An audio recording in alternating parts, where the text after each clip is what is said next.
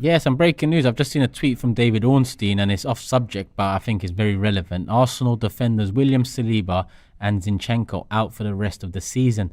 Saliba has not recovered sufficiently from back injury, and Zinchenko picked up a calf problem at Newcastle. Better news is neither expected to require surgery. Saliba was kind of expected at this moment, but Zinchenko one's come out of nowhere. I thought the substitution was more tactical than it was fear of injury. Yeah, and with some of these journalists as well, obviously you have to then maybe don't know as much as they think that they know, or maybe sometimes they have a certain relationship with the club, so maybe there could be a strategic reason behind these tweets. But if that is the case, this is an opportunity for Kieran Tierney to kind of show why he should be in this team next year. I think that, there is the slight concern I have with Arteta is, like I said, going all in on this total football and doing away with any other strategy. And then when he sees it's not working or he's figured out by a rival manager, there's no one on the bench to change things. Yeah. I really want Zinchenko in the team next year, but I also really want Tierney in the team next year. And so that's a little bit of a concern. So Tierney's got an opportunity here, especially if Eddie Howe wants him at Newcastle, because that will cause all sorts of problems. I think I read that Trippier's created more chances or had more crosses than anyone else in the top 5 leagues. Not surprising. So with Tierney on the other side, that would just be a nightmare with target men. So we definitely can't sell him to Newcastle. But this is an opportunity now for the next 3 games to show why he should be in the team. I think he deserves this run. Do you think he'll see it as an opportunity that he needs to take, or do you think he'll see it as, you just call me when Zinchenko's injured? Kind of thing? I think I don't know if maybe not an opportunity, but I don't think he'll look down on it as like the way that you maybe described. He's a consummate professional and always has been from the moment he arrived. He spoke about not really going out in the city. London's very new to him. He's not from a big, busy city like London. He just knuckles down and does his work, and that's exactly how he is. He has immaculate attitude for any young player to look at. So he will give 100%. I have no doubts about that. I think about Newcastle is so much closer to Scotland than his home. If they were to come in, what price tag would you be looking at? There'd be a bit of a boost because it's a top 6 rival at this particular moment in top 6 in terms of and they the have table, money, and they've got a lot of money. So I would be slapping that. I would be asking for 50-60 million. With the expectation, before people go crazy in the comments, not with the expectation that we would get that, but that's where I would benchmark him, and then let an offer come in that's the 35 or the 40 or something like that. I'd say 40 rising to 50, or based on appearances and so on. Because how much did we get him for? 25. So to have the performances he's put in for us and the service he's put in for us, and then turn a profit on that would be very un-Arsenal like. But that'd be amazing. And back to that news, how do you think this news impacts us? Like I said, with Saliba, we've kind of known for time that it looks like it's the rest of the season, even though Arteta had hopes that we'd see him again. Zinchenko now being out, a lot of fans are confident of winning the next 3 games, reaching that 90-point tally, and pushing Manchester City all the way, and maybe even pipping them if they do slip up. Do you think this loss has a massive impact on the potential fortunes of Arsenal in the next 3 games, or? I don't think so. I think that especially if Jorginho keeps his place in the team, which I think that he should, we will have enough midfield cover to dominate the ball. And Tierney gives more. I wouldn't be surprised to see Martinelli scoring some goals, because Tierney gives more overlapping runs and more support to Martinelli than maybe Zinchenko does going on the outside. Everyone expects us to invert. That's what most people would have prepared for. And then all of a sudden we're going to go back to having overlapping wingers, and that gives Martinelli space to go on and do what he does. So I don't think it will impact us in terms of results. But yeah, slight adjustment, and just hope that he recovers really well. And that's all I think of it, really.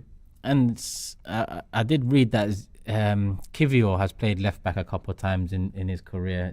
From what you've seen of Kivior so far, obviously more so in the last 2 games, do you see him as someone that moving forward, if we were to sell Tierney, that Arteta sees as a potential left back, or do you think his profile is very much suited to backing up Gabriel? I think backing up Gabriel and maybe covering for injuries and different things like that. Certainly not at this point in the season. I know this wasn't what you asked, but that would mean that Rob Holding were to step in back at centre back, and so we definitely want to avoid that at all costs as much as possible. I agree. But yeah, I think that again he needs to be a specialist. Football players are football players; they can do different things. But I think to go to the top level, you really need to niche yourself down into one particular position and say, "This is what I do. I'm the main person for this," and actually be pushing Gabriel to maybe start, and really, pushing him. We're a long way from that just now, and we're in a good place with him where he's good enough to be good enough, but also not giving the manager headaches right now. It's coming towards the end of the season.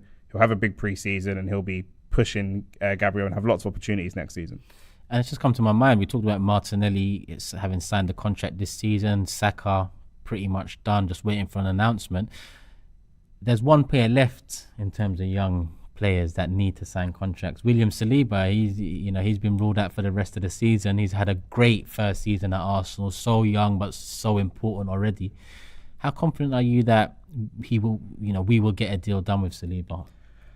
I'm 50-50 because he doesn't have, the issue with sending players on loan, yes, they go and develop, but they don't have a relationship with the club, especially when you buy them and they're got really, really excited and you send them straight back out on loan.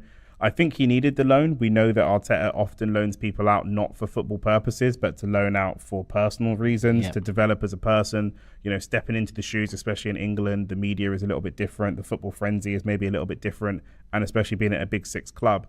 So I think bringing any young player into that fold is tough, and giving him some time to grow as a person where he's outside of his comfort zone because he's moved club, but he's still in France. So and then slowly bring that progress through. I think that was really smart, and I think that's why he's hit the ground running so well.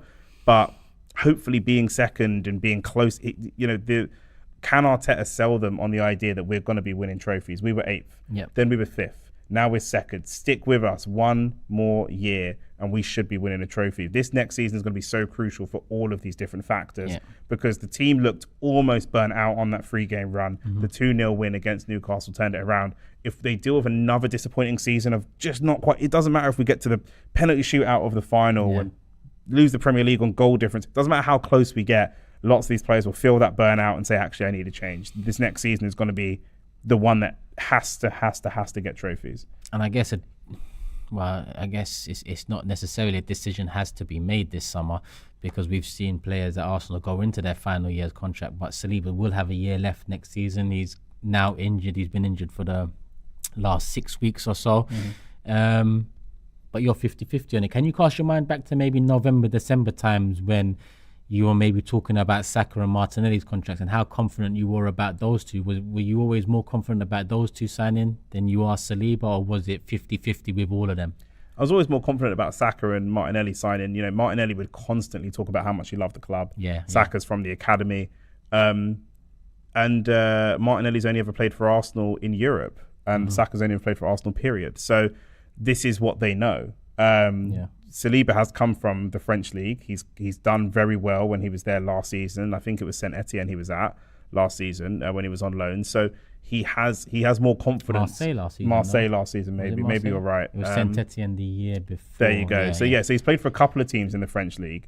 So if he does want to leave Arsenal, there are places he can go. He's more seasoned at other places. He will feel much more confidence that I'm this player wherever I go. I've done it 3 or 4 clubs.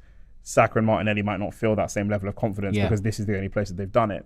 So, I was always more confident about those guys. And, we've heard rumours of, difficult relations with him and Arteta. We don't know how true that is. Based on his performances, you wouldn't think so. But you just never know. Yeah, and he has come out this season and actually agreed that the loans were probably better for his development. So that was good to hear. Just to remind you about that big event live with an audience.